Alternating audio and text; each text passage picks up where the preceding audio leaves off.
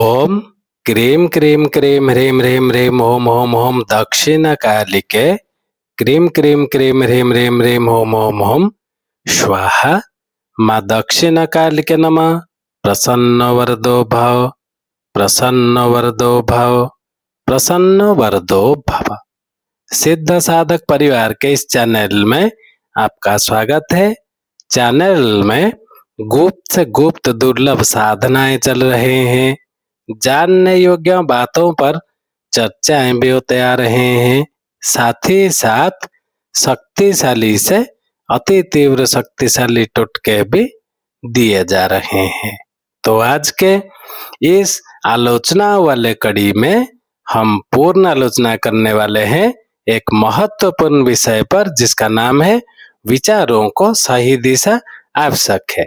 आप जानते हैं विचार ही बंधन और विचार ही स्वतंत्रता। जो स्वयं को मुक्त मानता है वह मुक्त होने लगता है, जो स्वयं को बंधा मानता है वह बंधन की ओर पुष्ट करता है।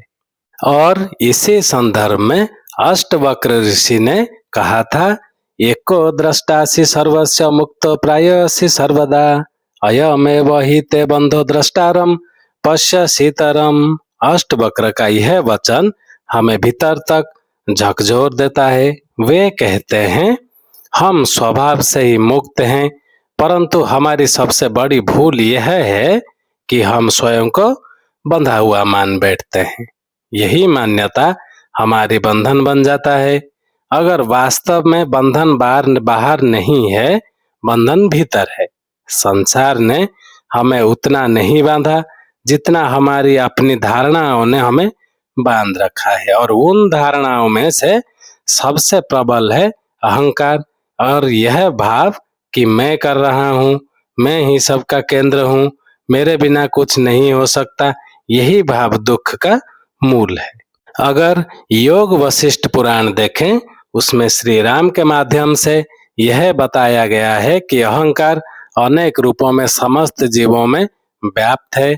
कोई अपने ज्ञान पर गर्व करता है, तो कोई अपने धन पर, कोई अपने तप पर, तो कोई अपने त्याग पर, और कोई अपने दुख तक पर अहंकार कर बैठता है।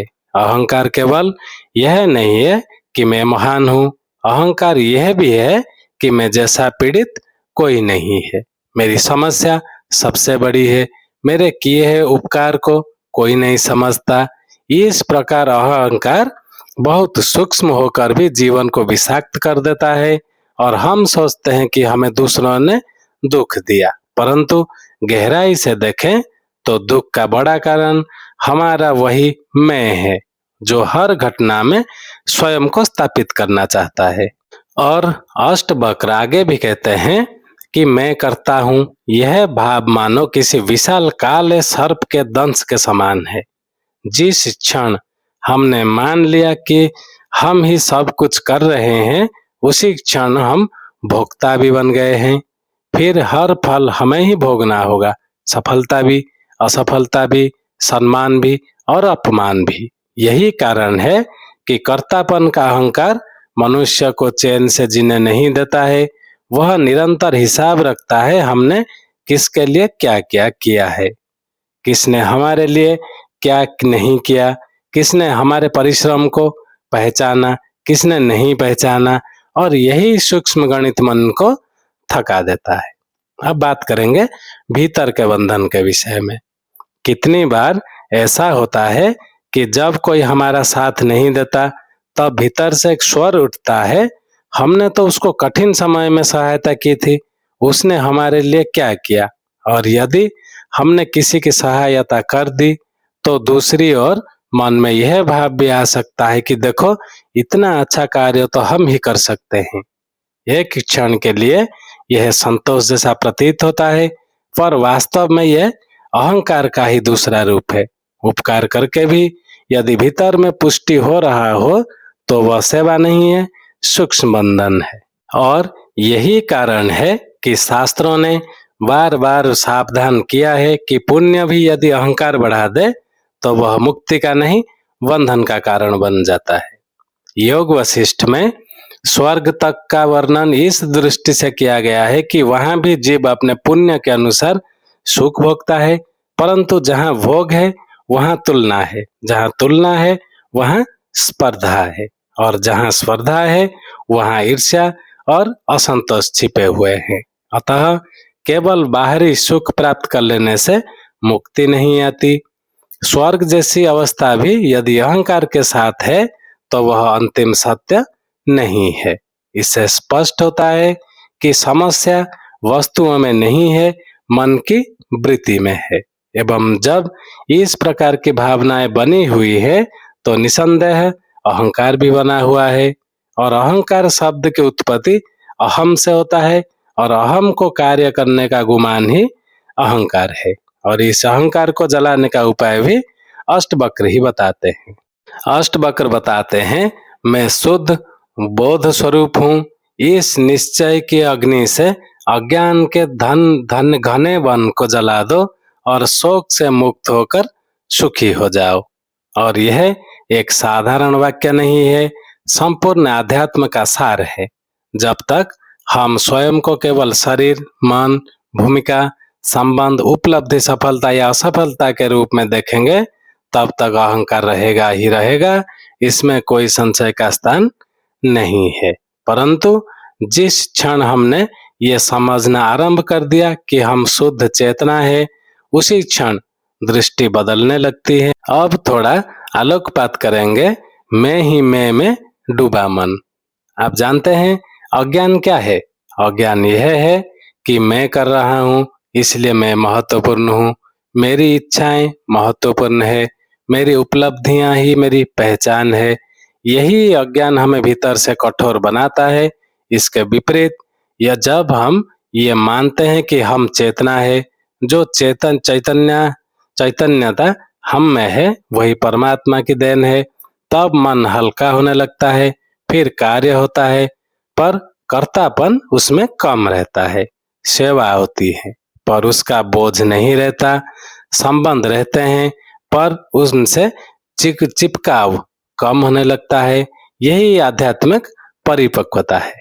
और हमारे जो चेतना है उसका जागरण का सिद्ध मंत्र है, ओम ह्रीम मम प्राण देह रोम प्रतिरोम चैतन्य जागृह ह्रीम ओम नमः। इसका तात्पर्य भी यही है कि भीतर सोई हुई चैतन्यता जागृत हो। चेतना कोई साधारण मानसिक अवस्था नहीं है, यह ईश्वरीय ऊर्जा है। वह विशुद्ध है, निर्मल है और हमारी बुद्धि को परिष्कृत करता रहता है। जब बुद्धि परिमार्जित होता है तब हम वस्तुओं को उनके यथार्थ रूप में देखने लगते हैं। फिर संसार का सारे भ्रम धीरे धीरे कम होने लगते हैं। यत्र विश्वामिदं भाति कल्पितं रज्जु सर्पवत् आनंद परमानंदः सबोधस्त्वं सुखम चरः। यहाँ अष्टवक्र रस्सी और सांप का अत्यंत प्रसिद्ध उदाहरण देते हैं। अंधेरे में रस्सी पड़ी थी और हमने उसे सांप समझ लिया। भय वास्तविक लगने लगा, शरीर कांप उठा, प्राण सूखने लगे, पर वो वस्तु तो रस्सी ही थी। भय किससे उत्पन्न हुआ? सत्य से नहीं, भ्रम से उत्पन्न हुआ। और यही दिशा हमारे जीवन को इसी दिशा में ले चलते हैं। हम अनेक चिंताओं को यथार्थ मान लेते हैं जबकि वे अधिकतर मन की कल्पनाएं होती है। हम भविष्य की आशंकाओं को कांपते हैं, मानो वे अभी घटित हो रही हो। हम दूसरों की राय से आहत होते हैं, मानो वह हमारी अंतिम पहचान हो। हम जगत को उतना ठोस सत्य मान लेते हैं कि उसमें उलझकर अपने वास्तविक स्वरूप को भूल जाते हैं। अब बात करते हैं मायाजाल, जो विचारों की उलझन है। यही मायाजाल है। मायाजाल एक विचार है, उसे इंद्रजाल भी कहा गया है क्योंकि इंद्रियों के माध्यम से यह जाल फैलता है। जिह्वा को स्वाद चाहिए, शरीर को श्रृंगार चाहिए, मन को प्रशंसा चाहिए, अहंकार को मान चाहिए और आत्मा को शांति चाहिए। समस्या यह है कि हम आत्मा की आवश्यकता को भूलकर इंद्रियों की मांग को ही जीवन का केंद्र बना लेते हैं। चाह मन को भटका देता है और चाह जितनी बढ़ती है शांति उतनी घटती है। फिर हम सोचते हैं कि कोई बाहरी वस्तु हमें स्थिर कर देगा, जबकि अस्थिरता भीतर से उत्पन्न हो रही होती है। आत्मा साक्षी है क्योंकि वह प्रत्येक क्षण हमारे विचारों को देख रही है और उन विचारों से प्रभावित हमारे आचरण को भी देख रही है। आत्मा ना तो भागदौड़ करती है, ना भयभीत होती है, ना स्पर्धा करती है, वह केवल देखती है। इसी कारण शास्त्र कहते हैं कि आत्मा साक्षी है। यदि हम इस साक्षी भाव को थोड़ा भी साध लें तो जीवन में बहुत बड़ा परिवर्तन आ सकता है और तब हम हर विचार के साथ वो नहीं जाएंगे। हम यह देख पाएंगे कि यह क्रोध उठ रहा है, ये भय उठ रहा है, ये तुलना उठ रही है, ये वासना उठ रही है, पर हम उनसे कोई भी नहीं है, हम बस इनके साक्षी हैं। इसी को अष्टवक्र आगे एक श्लोक में अत्यंत स्पष्ट कर देते हैं। मुक्ताभिमानी मुक्तो हि वधो वधाभिमान्यपि किंबदन्तो यः सत्ययम यामति सा गतिर्भवेत्। यह श्लोक गहरा मनोवैज्ञानिक और आध्यात्मिक सत्य प्रकट करता है। जो स्वयं को मुक्त मानता है वह मुक्त होने लगता है, जो स्वयं को बंधा हुआ मानता है वह बंधन की ओर पुष्ट करता है। हमारी मति ही हमारी गति बन जाती है और आज पश्चिमी जगत जिस बात को अभिव्यक्ति कहकर प्रचारित कर रहा है उसका मूल संकेत यहाँ बहुत पहले से ही दिया जा चुका है।